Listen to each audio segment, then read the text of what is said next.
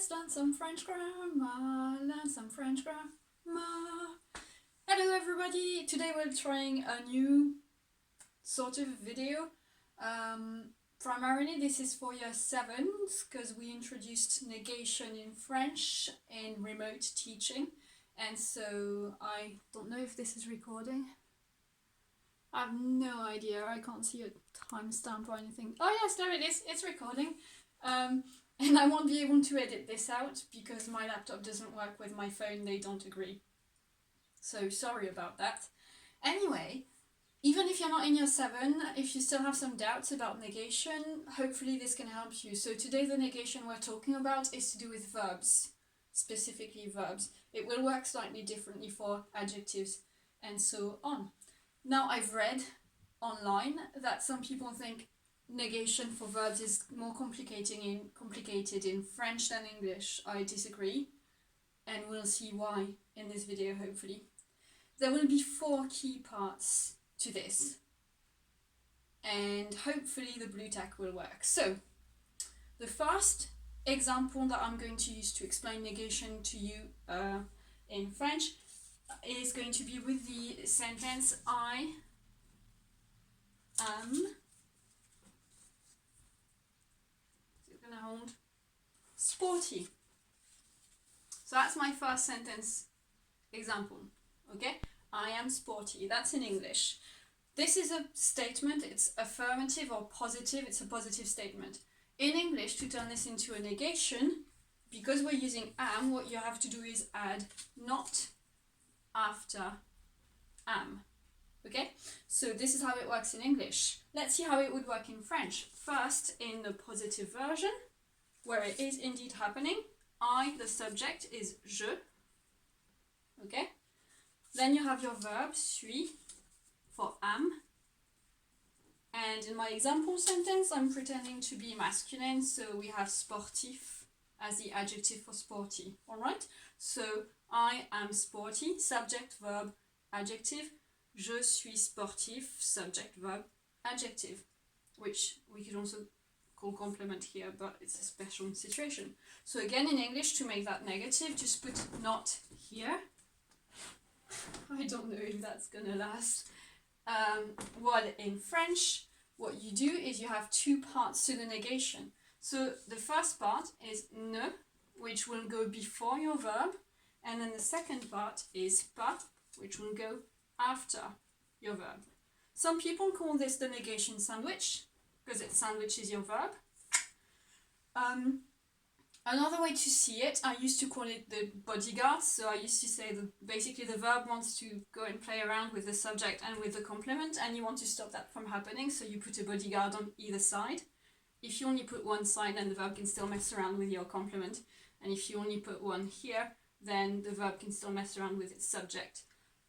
But this year, with year 8, we also came up with a new one, with a new metaphor, which was basically we have the subject, then a little particle ne announces that there will be a little twist to the subject, so it's like foreshadowing. Then you have your verb, and then you have the big reveal. Pas means not, so it's like, be careful, the verb is there, but there's gonna be something a bit weird. Verb not. Oh, that's the reveal, the verb is not happening. So I am not sporty, instead of I am sporty. Alright, that was the first example, first case scenario, where in English you have I am not something, in French je ne suis pas sportif. But here it's introducing the idea that we're going to keep throughout, which is ne pas sandwiches the verb to make a negation. Ne announces there's going to be something dodgy, pas reveals that the dodginess is that actually it's not happening. Okay, so I'm going to keep these here because they'll be recycled, while the English will not. I still need my am. So my next example, number 2, is going to be using the English sentence I play rugby. Not can also go away. I play rugby. So this time, instead of having the verb to be, we have an action here, a proper action instead of state. Now, if we take this one in French, we keep je for I, play is joue, and then rugby will be au rugby, which hopefully you remember learning. Okay? Now, this is where English becomes tricky for French people or other foreigners, probably because remember earlier we just put not after the verb. You don't say I play not rugby in proper English. So already the English negation is getting tricky. Now instead we have to put don't before play. I don't play rugby. Okay? In French, we just do the same as we've done before. Find your verb, joue is your verb, put ne in front of it, which for shadows there's going to be a twist. Put pas after the verb, which is the big reveal. Je ne joue pas au rugby. I don't play rugby. Okay, I don't play rugby. Je ne joue pas au rugby. So that was your second example, and you can see that it works exactly like the first in French. Third example. Just making sure everything's ready, and also checking what I can get rid of, so I'm going to need to keep this one. My third example is going to look at what happens if the verb in French starts with a vowel. You might already be able to anticipate it. Anticipate means basically prepare for it, because ante means before in Latin. So, my next example is with the opinion phrase, I love. I love sport. Pretty simple sentence in English, alright?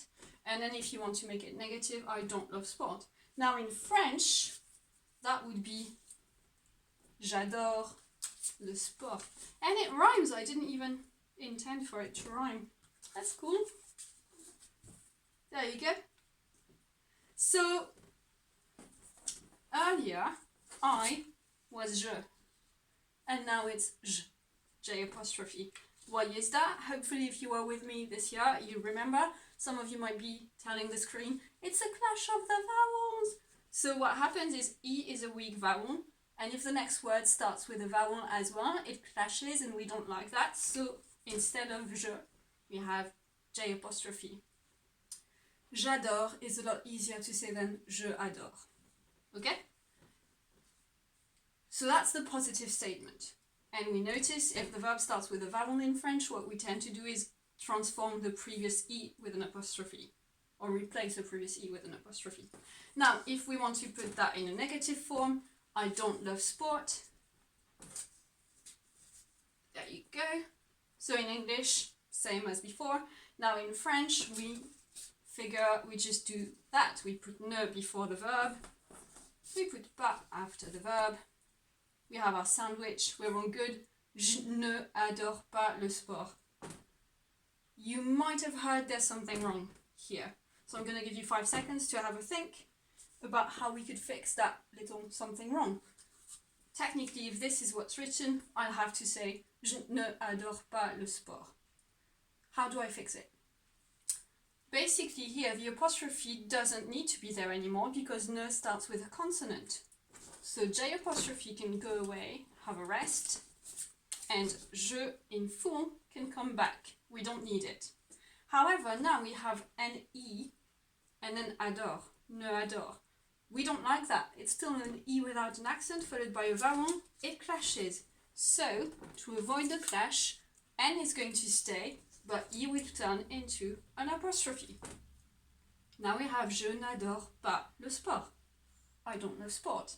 So that's your third case scenario, which is the first time, hopefully you've realized, that you've had to change something for your French negation. While in English, we've already had to change it.